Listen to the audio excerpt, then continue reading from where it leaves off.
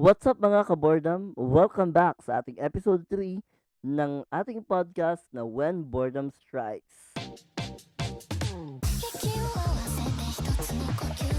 Ang pag-uusapan natin ngayon ay ang paglabas mo ng bansa. Okay, imagine, nasa airport ka na, naka-check-in ka na, days ahead o 3 days bago ang biyahe mo. Nakapag-selfie ka na, na-my day mo na, tapos, nung papasok ka na, o yung tine-check na yung ticket mo, bigla mong nalaman na hindi pala kasama sa binayaran mo yung travel tax. Kaya wala kang choice. Pipila ka sa TIESA counter, maglalabas ng 1,620 or more for economy or 2,700 kung ikaw naman ay medyo angat-angat sa buhay at naka first class. Ito ba yung parang entrance fee na lumabas sa sarili mong bansa? Hmm. Ngayon, bakit natin pag-uusapan? Dahil, bakit nga ba natin pag-uusapan? Well, meron nga lang namang bagong House Bill na ibinigay si Majority Leader Sandro Marcos. Yung House Bill number 7443. Ano yung goal ng 7443 na to? Ah, ang goal nito ay burahin ng tuluyan itong travel tax. Today, we're going to deep dive. Is it a win for the average Filipino? O baka naman regalong tax break lang ito para sa mga para sa mga mayayaman? Pag-usapan natin. Pero unahin natin ang logic. Ano nga ba ang travel tax? O saan ba ito nanggaling? Ang travel tax natin ay actually a relic of the past. It started in 1977 under Presidential Decree number 1183.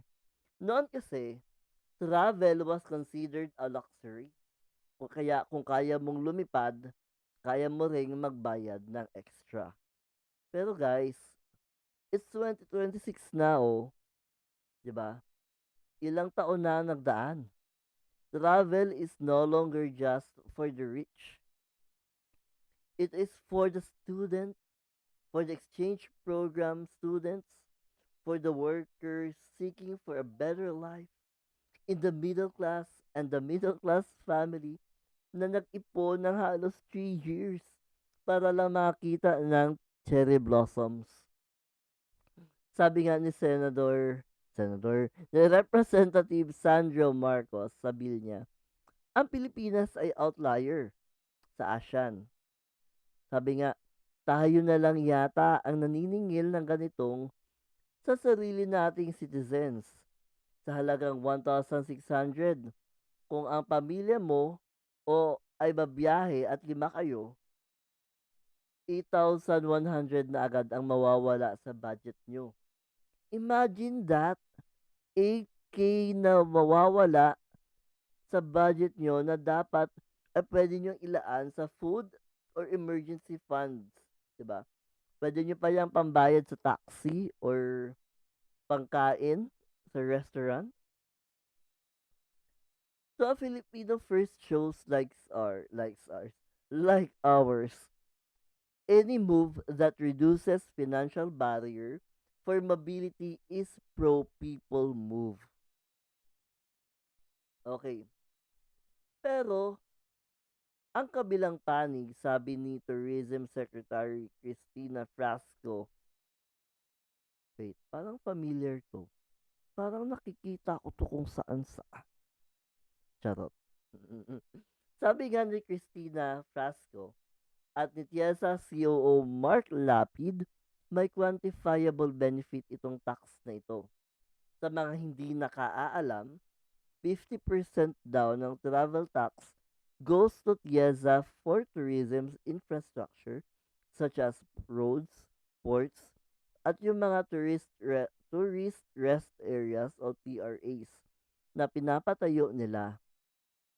40% goes to CHED for tourism education at 10% sa NCCA for heritage sites like hindi, walang like sites period. Last year alone, nearly 8 billion daw ang nakolekta rito. Ang anti-progress argument dito is, kung tatanggalin mo yung 8 billion na pondo, paano na lang yung scholarship for tourism students natin? Paano na yung pag-maintain ng rice terraces o yung sa Intramuros? The government's plan under the bill is to fund this through the GAA or the national budget. Pero alam nyo, dito sa Pilipinas, kapag nilipat ang pondo sa general budget, minsan nagiging ghost o nahaluan ng politika. Mas secure daw kasi ang pondo kung direct collection. So, anong take ko? Ano ngayon, di ba? Critics often say, bakit mo bibigyan ng break o tax break yung mga taong may pambili ng plane ticket? Para sa akin, that's a flawed logic. Bakit? Bakit kailangan parusahan ang mga Filipino na gusto o gusto makapunta sa ibang bansa? We already pay income tax, we pay VAT on everything we buy, and we pay terminal fees.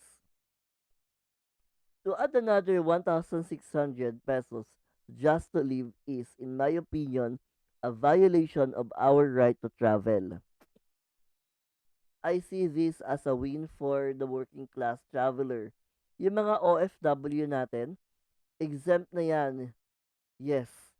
Pero yung mga dependent nila, yung mga local workers natin na kailangan mag-upskill abroad, sila ang sumasalo nito. Removing the travel tax makes us competitive. It encourages more people to fly, which means more revenue for airlines, more jobs for airport staff, and more economic circulation. It's not anti-progress. It is modernization.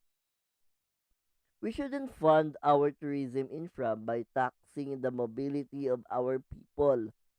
Find the money elsewhere sa mas maayos na tax collection sa mga big corporations. Di ba? Bottom line, the travel tax outlived its purpose. It was made for an era of elites. But we are now in the era of global Filipinos. If the House passes this, it's one less headache for us at the airport. Kayo, willing ba kayo na ma-delay ang ilang tourism projects kapalit ng 1,600 pesos na matitipid nyo sa bawat biyahe? Let me know your thoughts in the comments. This has been episode 3 of When Boredom Strikes. Stay wise, stay informed, and always put Filipino first. See you next episode. Babush.